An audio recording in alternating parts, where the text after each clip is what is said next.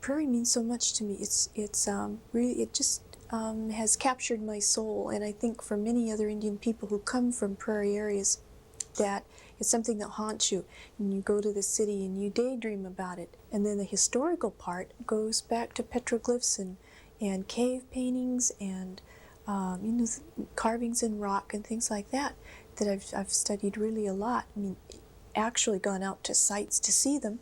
And I know a lot about European art history, and I've studied that a lot. I've done a lot of study of the Cubist period. Then you put all of this together, it kind of comes together. But then the final piece of it is kind of a natural thing that happens. And then it's like the final result is when you pick up the pencil and a rhythm takes over.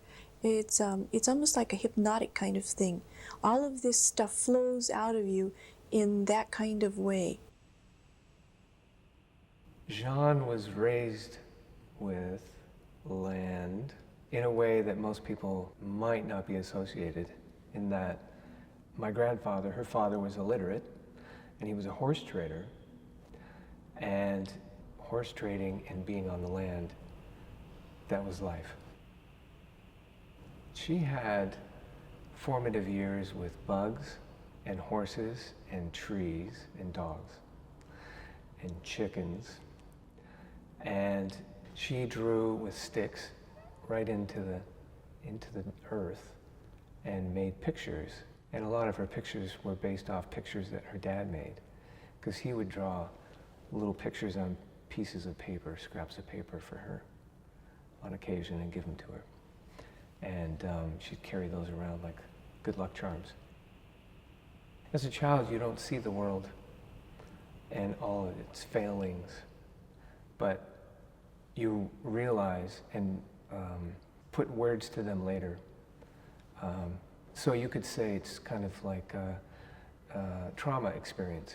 As a child, you don't know what it is, but as you get older, then you recognize or realize, because you're given the words to attach and associate to what was going on.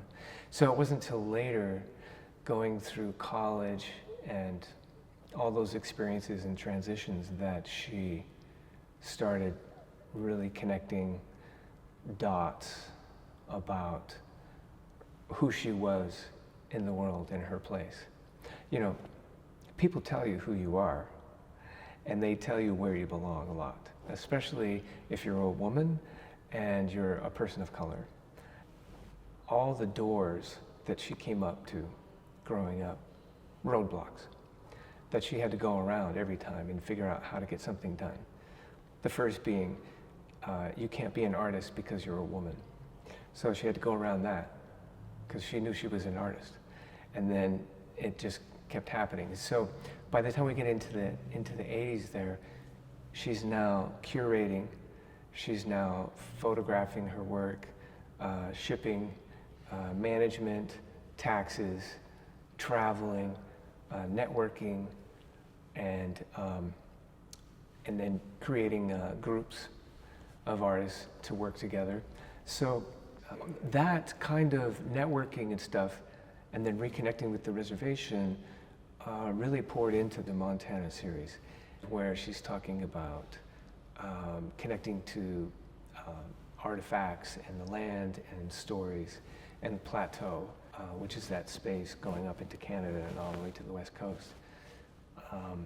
Seeing pictographs and things that go back 12,000 years and that sort of thing was so dynamic and exciting, and it feeding her work. And then the basket weaving, beadwork and blankets. So putting those into her paintings, kind of like Kurt Schwitters would do with collage. We came up with the idea that we were maximalists last year on a whim. And a lot of Native artists are maximalists because they just can't stop putting stuff in there. And it's like, you know, you're working on your painting, and then all of a sudden you see, oh, here's a little spot right here. I can just like draw something in there. And I know I do that on a regular basis. She does the same thing. Chief Seattle's speech from 1854 is about the US government wanting the land in Washington And Chief Seattle said, we don't own it. We're caretakers. We live here, we live with the land. But if you have to take the land, be advised that you should treat it with respect and be a good, caregiver. And that whatever you do to the land comes back around, that all things are connected. And so if you dig a hole, you need to plant a tree, otherwise your horse will break its leg, kind of thing. She identified with that story. It was like, oh, this is good stuff. And so she painted CS 1854 in the work, and then was collecting trash from around the house in the yard and putting that into the paintings, and talking more and more about the environment, that all things are connected. The I See Red paintings, it's a double meaning, right? Because it's I see red, maybe you're angry about the situation. I'm so angry, all I can see is red. And the other side is I only see things in a native way. I only see the world through my native vision. And since you think I'm red anyway, then I see red. That's what I see. I see as a red person. I see as a native person, and this is how I see things. This is how I connect to the planet, to you, and that's my reality. I remember a time in the early 70s going into her studio after school and just watching her draw, like drag the charcoal up the piece of paper and listening to how the charcoal catches on the tooth of the paper and it trickles off and makes that sound, that scratchy sound. And that's sort of embedded in my mind about that's an artist's job. That's what we do. And so as mark makers, we really identify with pictographs and petroglyphs because those are marks and they're also graphic. So we're connected to these graphic images, and she's putting those images into her work. Maps are the same thing. Sticking a Jasper Johns painting into her repertoire is perfect. Nothing is created in a vacuum, and everything is connected to itself. All things are connected. And so taking other people's work and recontextualizing it and reusing it, that's our job as an artist. We have to know where we've come in order to know where we're going. And so she made Jasper Johns better by taking the map and putting state names in it, but it's Indian state names. So all the names of the states in the United States that were Indian names. Could have been the tribe that lived there. It could have been just the place that the Indians had named it. But a lot of the states are Indian names. And so she just put those in and left the other ones blank. And that was like the first painting. And then from there, she just took it and ran with so many other ways to talk about that space.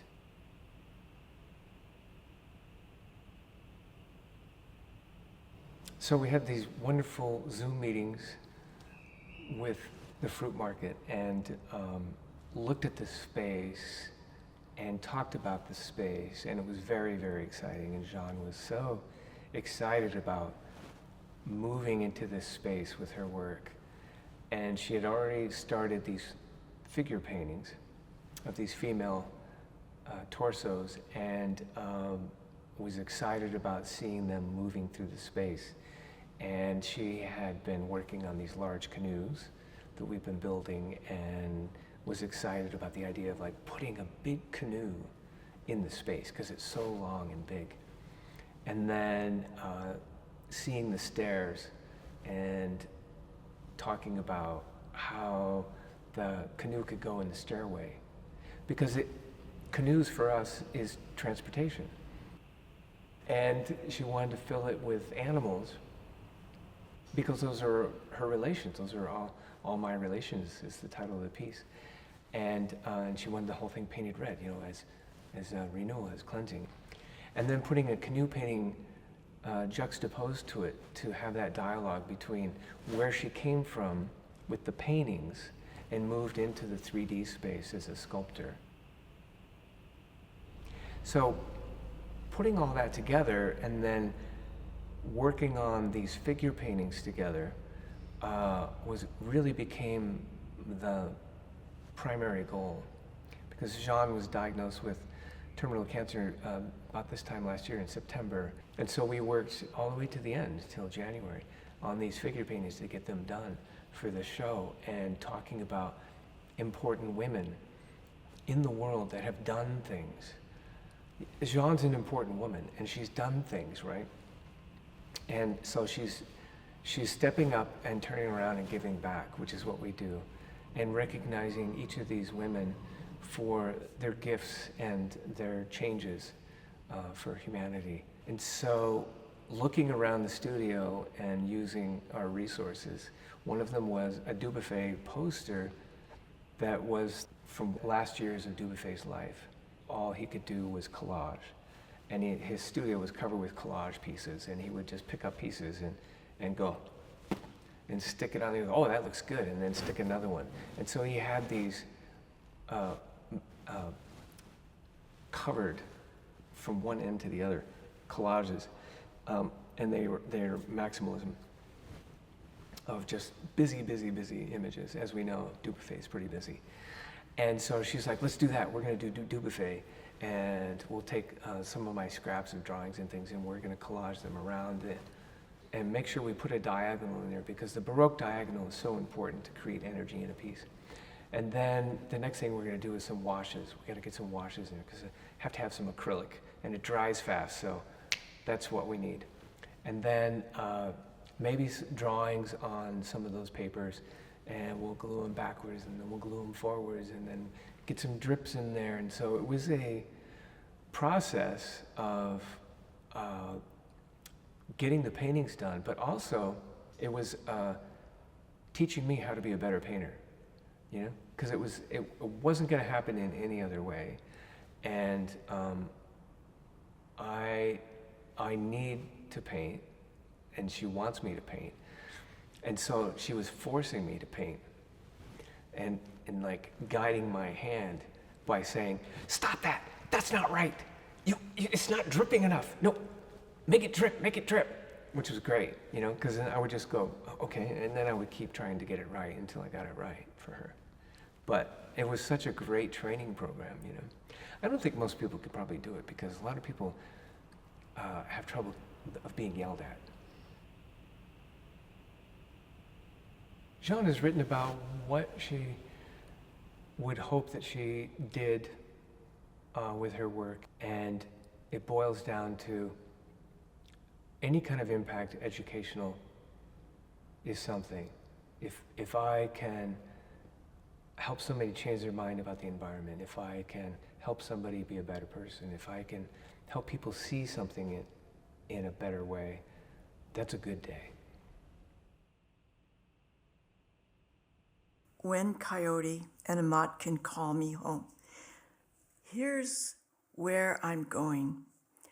I'm going to be a drop of rain. I'm going to be the mist in the fog. I'm going to be the glint on wood tick. I'm going to be a grain of manumin. I'm going to be the hair on grizzly. I'm going to be a scale on salmon. I'm going to be a thread of black moss. I'm going to be the yellow eye of the coyote. I'm going to be the pollen on corn silk. I'm going to be a bract of bitterroot. I'm going to be the shaft of a feather. I'm going to be the whisker of a wolf. I'm going to be the sphagnum in muskeg. I'm going to be the wattle on a tom. I'm going to be the calyx on a sarviceberry. I'm going to be the speckle on a magpie egg. I'm going to be the stick and mud of beaver. I'm going to be the keratin of elk horn. I am related. I am related. I am related. I am related. That's where you'll find me.